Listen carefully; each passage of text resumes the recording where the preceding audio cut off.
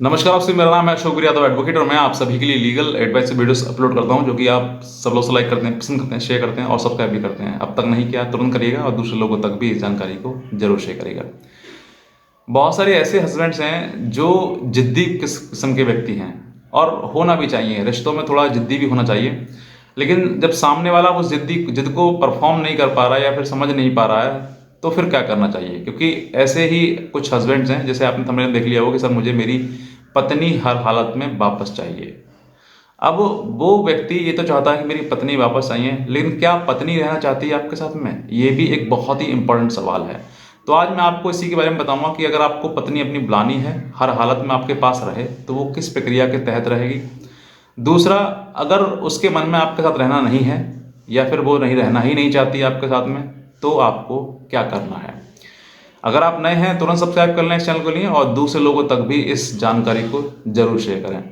देखिए, सबसे पहले आपके लिए आपके पास में यही ऑप्शन होता है कि आपने शादी करी। शादी करने के बाद आपकी किसी भी प्रकार को, किसी भी बात को लेकर वो चीज़ें टूटने लगी, रिश्ते खराब होने लगे,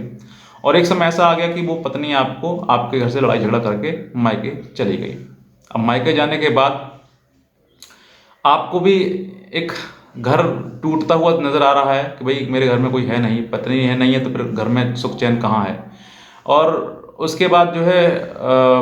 पत्नी अब जाकर बैठ गई है, काफ़ी लंबा समय हो गया, महीना 2 महीने हो गए ना वो मुझे फ़ोन कॉल कर रही है और ना ही मैं उसको उसकी गलती की वजह से फ़ोन कॉल कर पा रहा हूँ। तो ऐसे समय पर एक जो ही हमारे स्टाफ ने हमें SMS किया, मतलब व्हाट्सएप पर किया। उन्होंने बताया कि सर मुझे मेरी पत्नी जो है हर हालत में वापस आई है, अब कैसे लानी है आप मुझे तरीका बताइए। तो आज वो तरीका सुन लीजिए जिस तरीके से आप अपनी पत्नी को वापस हर हालत में अपने पास रख सकते हैं।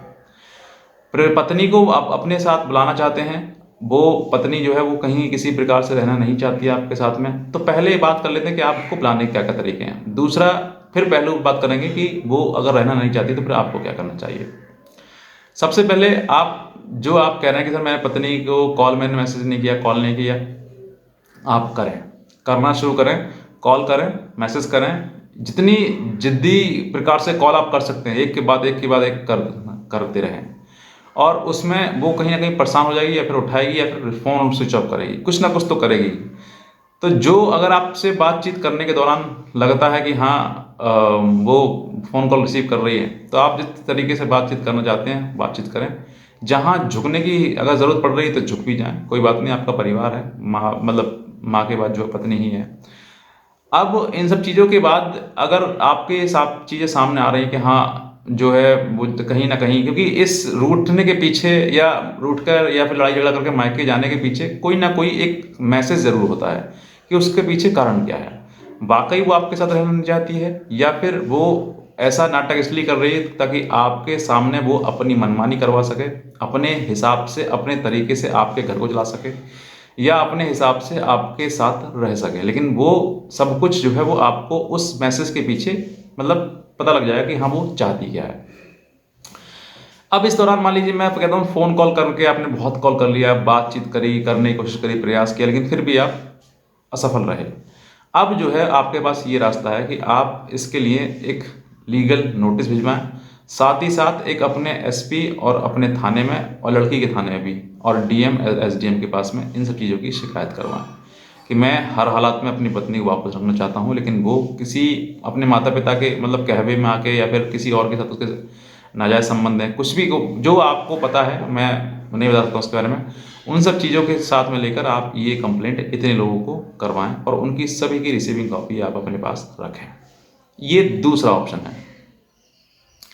तीसरा ऑप्शन कि आप एक लीगल नोटिस आपने भिजवा दिया, मान लीजिए इन सब चीज़ों के आधार पर अगर वो नहीं आती है तो 2 3 4 महीने का आप और इंतज़ार करिए। हो सकता है कि आपकी इस दौरान कहीं ना कहीं काउंसलिंग कराई जाएगी, क्योंकि कहीं ना कहीं आपने जब जितनी जगह पर अपनी कंप्लेंट करी है, एप्लीकेशन दी है,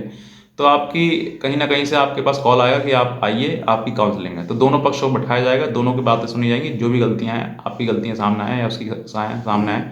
तो उन गलतियों को ख़त्म करते हुए अपना रिश्ता बनाने की प्रयास करिएगा। क्योंकि यहीं पर मैं कहता हूँ कि 95% चांसेस यही है कि आपके यहीं पर इतना करने के बाद जो है आपका परिवार बच जाएगा, अपनी पत्नी आपके घर वापस आ जाएगी। फिर भी मान लीजिए मैं कहता हूँ यहाँ पर भी आपका मीटिंग जो है वो उसने कुछ ऐसी नाजायज डिमांड कर दी जो कि आप संभव नहीं है, तो आपके पास और एक ऑप्शन है कि आप सेक्शन 9 का हिंदू मैरिज एक्ट के तहत जो है वो आप केस फाइल करें, और उस केस की प्रक्रिया में थोड़ा सा वकील साहब से बोलें कि थोड़ा फास्ट प्रोसेस करें, जल्दी जल्दी उसकी नोटिस पहुंचाएं, और उसके बाद जो है जैसे ही रिसीव तामिला हो उसको तुरंत आप उसकी प्रक्रिया शुरू कर दें। अब मान लीजिए ये सब चीज़ें होता है तो ये आपकी कोर्ट में आएगी, यहाँ पर तो कोर्ट में आएगी, तो कोर्ट में आप अपनी बात कहेंगे कि सर इस तरह की चीज़ें हैं। इसके बावजूद भी नहीं आ पाती है, मैं कहता हूँ यहाँ तक अगर आपने प्रक्रिया अपनाई 99% क्या 100% चांसेस हैं कि वो आ जाएगी। और अगर मान लीजिए बच्चा है तो बच्चे को आप अपने पास रखने का प्रयास करें, हर प्रकार से बच्चे के लिए कहें कि भाई बच्चा तो मुझे चाहिए चाहिए, चाहे कुछ भी हो जाए, फिर चाहे मौत भी क्यों ना आ जाए तो वो स्वीकार करिए, क्योंकि बच्चा सबसे ज़्यादा इंपॉर्टेंट है आपके लिए। तो वो चीज़ें आपको समझनी है कि मुझे बच्चा रखना है, पत्नी नहीं आ रही है तो नहीं आ रही, कोई बात नहीं, वो उसकी जिद है, लेकिन बच्चा तो मुझे चाहिए चाहिए। अब इतना सब कुछ होने के बाद जब ये सब चीज़ें सामने आती हैं, फिर भी मान लीजिए आप कहीं ना कहीं असफल रहे और पत्नी नहीं आई, तो फिर आपके पास एक ही रास्ता है कि आप उसको उसके हालातों पर छोड़ दें, क्योंकि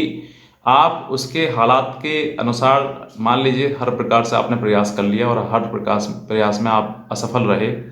तो फिर आप ऐसा कोई कानून नहीं है जिस कानून में जबरन पति पत्नी को एक साथ रखा जा सके।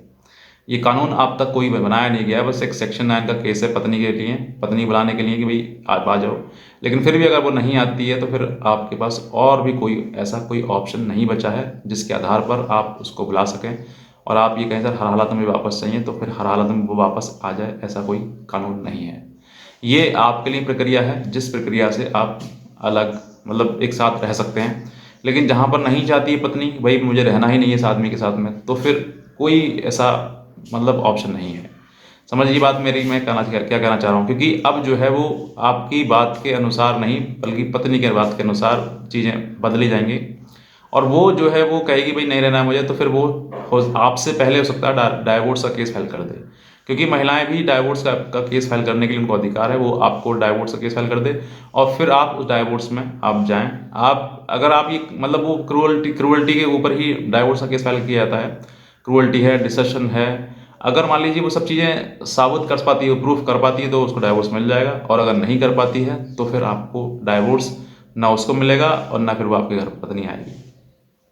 तो ये एक प्रक्रिया है थी जो आपको समझनी थी, क्योंकि बहुत सारे लोग ऐसे सर मैं अपनी पत्नी को हर हालत में वापस चाहता हूँ, हर हालत में वापस चाहता हूँ, नहीं आएगी साहब। अगर उसकी इच्छा नहीं है तो फिर आप जितना जोर लगा लीजिए आप नहीं आप बुला पाएंगे उसको।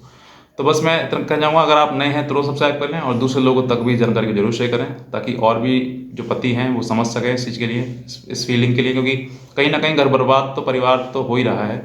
अब उसके लिए अगर आप समझ जाओगे, टाइम पर निर्णय ले लोगे तो वो आपके लिए बेहतर रहेगा। तो बस मैं इतना ही कहना चाहूँगा। आज का वीडियो देखना आपसे बहुत